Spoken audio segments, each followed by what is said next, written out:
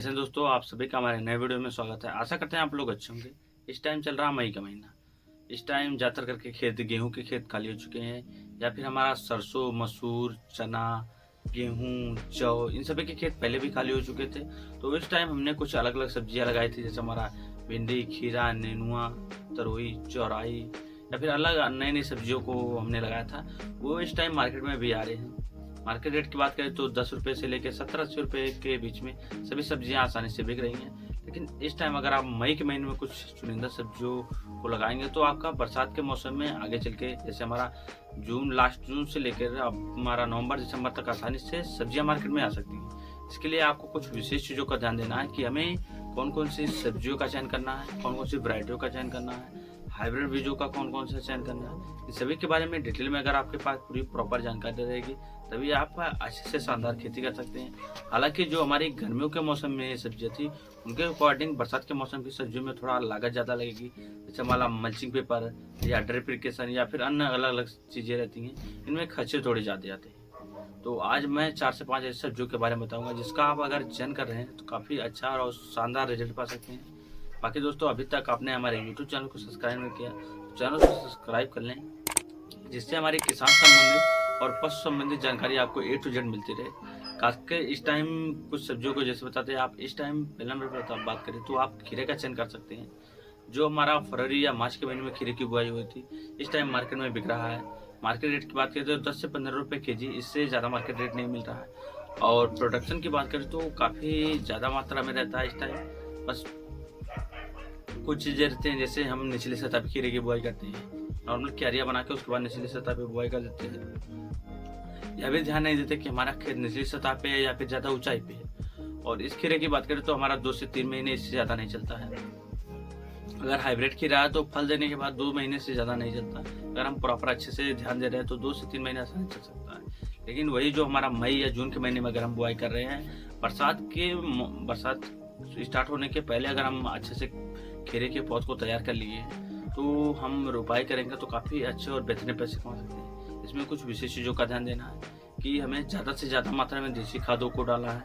अगर आपके पास गाय के देसी गोबर खाद नहीं है तो आप मुर्गी की खाद ले सकते हैं। या फिर इस टाइम बहुत से किसानों ने ऐसे किया था कि सरसों कटाई के बाद ढैंचे की बुआई की थी, तो भी आपका खेत इस टाइम अभी खाली हो जाएगा। 40 से 50 दिन में ढैंचे की जुताई करने के बाद खेत अच्छे से प्रॉपर तैयार हो जाएंगे। और दूसरा ध्यान देना रहता है कि बेड बना के, जो हमारा फरवरी या मार्च में रहता है और नॉर्मल सर्दल क्यारियों पे रहता है, इस टाइम आप बेड बना के बुआई करिए। बेड बनाने के बाद आप झमरा बीज से बुआई करिए। झमरा बीज से बुआई करने पे क्या रहता है कि अगर हम बार बार पानी लगा रहे हैं तो भी टेंशन नहीं है। और बरसात के मौसम में ऊंचे खेतों का अगर हम चयन कर रहे हैं तो इससे जल निकासी की व्यवस्था अच्छी रहेगी। अगर हमारे खेत में जल भराव नहीं होंगे तो हमारे पौधे पीले नहीं पड़ेंगे। अगर पौधे पीले नहीं पड़ेंगे तो काफ़ी अच्छा और बेहतरीन रिजल्ट आएगा। लाइन से लाइन की दूरी की बात करें तो अगर गर्मियों के मौसम में हमारा अगर 1 से 2 फीट रख रहे हैं, तो सर्दियों के बरसात के मौसम में आप 4 से 5 फीट रखिए। और पौधे से पौधे की दूरी 2 से 2.5 फीट रखिए, क्योंकि बरसात के मौसम में अधिक नमी की मात्रा होने का ज़्यादा अच्छी बरसात होने के कारण, नमी की मात्रा अच्छी होने के कारण पौधे का ग्रोथ काफ़ी तेज़ी से होता है। इसके लिए आप ज़्यादा से ज़्यादा मतलब देसी खादों को डालेंगे तो नाइट्रोजन या फिर अन्य पोषक तत्वों की मात्रा काफ़ी अच्छी और बेहतरीन रहेगी। वैसे डोज में खादों की बात करें तो आप DAP पूरी 1 एकड़ के लिए आसानी से ले सकते हैं। उसके साथ में आप सिंगल सुपर फास्फेट ले लीजिए, पोटाश ले लीजिए। और अगर आपके खेत में दीमक लगने की समस्या है तो आप रीजेंट 2 से 3 kg प्रति एकड़ के लिए पर्याप्त मात्रा में रहता है। इन सभी को अच्छे से मिक्स करके खेतों में बेड बना के अच्छे से बुआई करिए। और सबसे महत्वपूर्ण रहता है मल्चिंग पेपर, क्योंकि गर्मियों के मौसम में ज़्यादा पानी लगाना पड़ता है, लेकिन बरसात के मौसम में ज़्यादा बारिश होने की वजह से खरपतवार की मात्रा काफ़ी ज़्यादा होती है, काफ़ी ज़्यादा मात्रा में खरपतवार उगते हैं। इसीलिए आप मल्चिंग पेपर जरूर लगाइए, जिससे खरपतवार की समस्या ना हो। और सिंचाई के साधन की बात करें तो आप खुले बीज से भी सिंचाई कर सकते हैं। अगर आपके पास अच्छी व्यवस्था, अच्छी इनकम है तो आप ड्रिप इरिगेशन का भी सिस्टम लगा सकते हैं, जिससे पानी की बचत होगी पहले नंबर पे। और दूसरे नंबर पे आप एक ही जगह से स्विच ऑन करके पूरा 1 से 2 एकड़ आसानी से अपने खेत की सिंचाई कर सकते हैं। वहीं पे दूसरे नंबर पे बात करें तो आप भिंडी का चयन कर सकते हैं। झमरा विधि में आप खीरे की कर सकते हैं, लेकिन भिंडी जो है हमारी अभी इस टाइम मार्केट में चल रही है अच्छे से। तो बहुत से किसान ऐसे हैं जो निचली सतह पे भी भिंडी की बुआई की है, तो हमारा जैसे ही बारिश का मौसम स्टार्ट होगा तो हमारी भिंडी की फसल खराब होनी स्टार्ट हो जाएगी। इसीलिए आप ऊंचे खेतों का चयन करिए, बेड बना के बुआई करिए, लाइन से लाइन की दूरी की बात करें तो 3 से 4 फीट रखिए। पौधे से पौधे की दूरी 2 से 2.5 फीट रखिए, क्योंकि बरसात के मौसम में काफ़ी ज़्यादा ग्रोथ होने के कारण भिंडों की ऊंचाई काफ़ी ज़्यादा रहती है, इसलिए आप भिंडी का भी चयन कर सकते हैं। वहीं पे तीसरे नंबर पे बात करें तो आप बरबटी, जिसे कुछ अन्य राज्यों में बरबटी भी बोलते हैं, हमारे राज्यों में ज़्यादातर करके बोड़ा बोलते हैं, आप इसका भी चयन कर सकते हैं। यह भी खाने में भी काफ़ी स्वादिष्ट रहता है और खास करके खीरे के सेम टू सेम मेथड से भी इसकी बुआई होती है, तो आप इसका भी चयन कर सकते हैं। वहीं पे चौथे नंबर पे बात करें तो आप करेला ले सकते हैं। हमने पिछली वीडियो में बताया था कि करेले की इन 4-5 से 5 वैरायटियों को अगर आप लगा रहे हैं तो काफ़ी अच्छे और बेहतरीन पैसे कमा सकते हैं, तो काफ़ी अच्छा रहता है खास करके।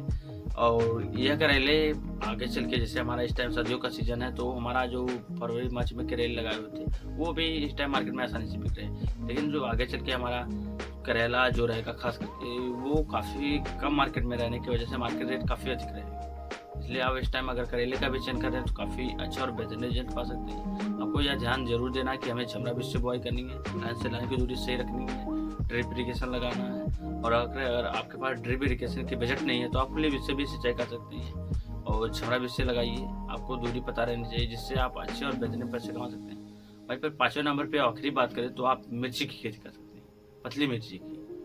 अभी इस टाइम जो हमारा ठंड में लगा था या फिर जनवरी फरवरी में लगी हुई मिर्ची थी वो मार्केट में आ रही है, कुछ खास मार्केट रेट नहीं है, 30 से 40 रुपए केजी थोक भाव है, लेकिन आगे चल के हमारी जितनी भी गर्मी की मिर्चियाँ वो 1 से 1.5 महीने में ख़त्म हो जाएंगी। बारिश का मौसम जैसे ही स्टार्ट होगा, ज़्यादा जल भराव के कारण मिर्चियाँ खराब होना स्टार्ट हो जाती हैं, लेकिन अगर आप इस टाइम मिर्ची की खेती कर रहे हैं, नर्सरी तैयार कर रहे हैं, पौध तैयार कर रहे हैं, तो आप उच्च खेतों का चयन करके ज़्यादा से ज़्यादा मात्रा में देसी खादों को डालिए, जिससे पानी, जो बारिश का मौसम बारिश हो वो पानी एब्जॉर्ब करे अच्छे से, नमी की मात्रा काफ़ी अच्छी बनी रहे। खेत में आपको ये जल निकासी की व्यवस्था काफ़ी अच्छी रहनी चाहिए। आप मेड़ पे मिर्च की रोपाई करिए, इससे जल पानी ज़्यादा ना लगने की वजह से हमारे पौधे काफ़ी स्वस्थ और हेल्दी रहे।